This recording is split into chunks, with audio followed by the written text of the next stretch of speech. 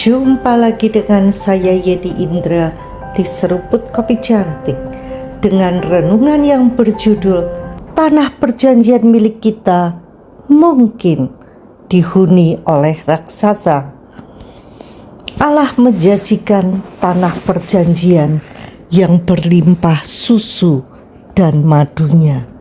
Maka apabila Tuhan Allahmu telah membawa engkau masuk negeri yang dijanjikannya untuk memberikannya kepadamu, kota-kota yang besar dan baik yang tidak kau dirikan, rumah-rumah penuh berisi berbagai-bagai barang baik yang tidak kau isi, sumur-sumur yang tidak kau gali, kebun-kebun anggur dan kebun-kebun zaitun yang tidak kau tanami.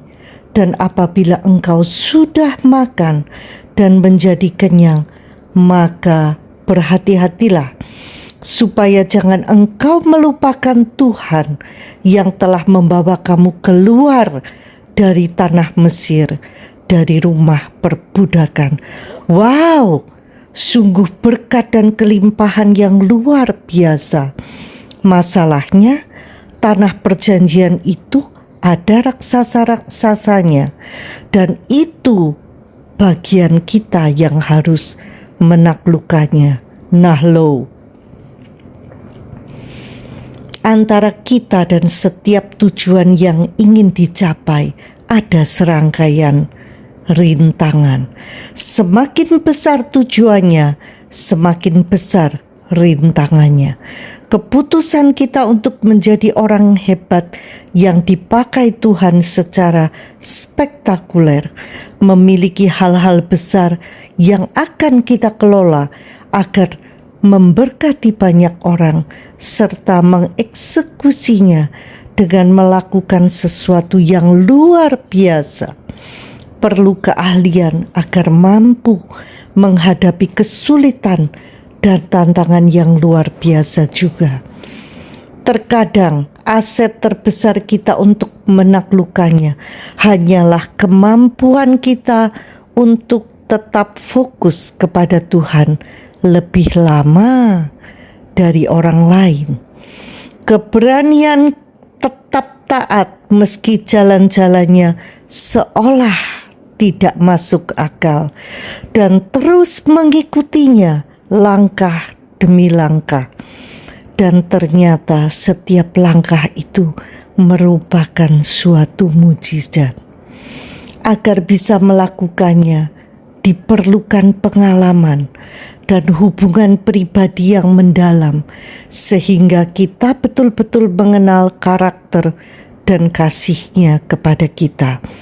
Allah tidak sekali-kali akan meninggalkan atau membiarkan kita. Ketika Firaun mendengar Musa membawa bangsanya meninggalkan Mesir, hatinya berubah. Ia marah dan membawa seluruh kereta serta tentaranya untuk mengejar mereka. Rombongan Musa yang berkemah di tepi Laut Merah sangat ketakutan ketika melihat tentara Mesir mendekat. Mereka mengeluh kepada Musa, merasa lebih baik menjadi budak di Mesir daripada mati di padang gurun. Musa menenangkan mereka, mengatakan bahwa Tuhan akan bertindak untuk menyelamatkan mereka. Tetapi dalam hati Musa pun ketakutan, sehingga Allah menegurnya. Mengapakah engkau berseru-seru demikian kepadaku? Katakanlah kepada orang Israel supaya mereka berangkat, dan engkau angkatlah tongkatmu dan ulurkanlah tanganmu ke atas laut dan belahlah airnya, sehingga orang Israel akan berjalan-jalan dari tengah-tengah laut di tempat kering. Tidak hanya itu, Tuhan juga menggerakkan tiang awan untuk melindungi mereka dari pasukan Mesir.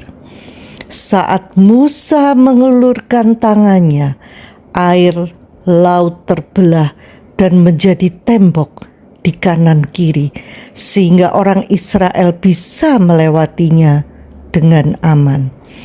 Tentara Mesir mengejar mereka ke dalam laut, tetapi Tuhan membuat roda kereta mereka sulit bergerak. Tentara Mesir menyadari Tuhanlah yang sedang berperang bagi Israel. Tuhan memerintahkan Musa untuk mengulurkan tangannya lagi, dan air laut pun menutup, menenggelamkan seluruh tentara Mesir. Orang Israel selamat berjalan di tempat kering, sementara musuh mereka binasa di laut. Peristiwa ini meneguhkan bahwa Tuhan berperang bagi mereka, membebaskan mereka dari Mesir. Sesungguhnya Allah juga melakukan hal yang sama bagi kita saat kita memasuki dalam tanda kutip tanah perjanjian kita masing-masing. Tuhan yang berperang bagi kita, tetapi kita harus berani melangkah dan berlatih menggunakan otoritas yang sudah Tuhan berikan bagi kita. Tiang awan dan tiang api akan melindungi kita juga, asalkan kita terus berjalan di jalan-jalannya. Artinya, hubungan pribadi dengan Allah itu tidak tergantikan. Setiap kita bangun, kita memiliki satu pekerjaan: menjadi lebih baik dari kemarin. Tuhan selalu membuat cara di mana tampaknya tidak ada jalan, tetapi Tuhan itulah sang jalan kehidupan yang akan mengantar kita memasuki tanah perjanjiannya dengan caranya yang ajaib. Siap maju menggenapi rancangan Tuhan bagi hidup kita? Mari kita laksanakan dan jadilah pemenang. Sampai jumpa di episode berikutnya bersama Yeni Indra di Seruput Kopi Cantik. Tuhan memberkati.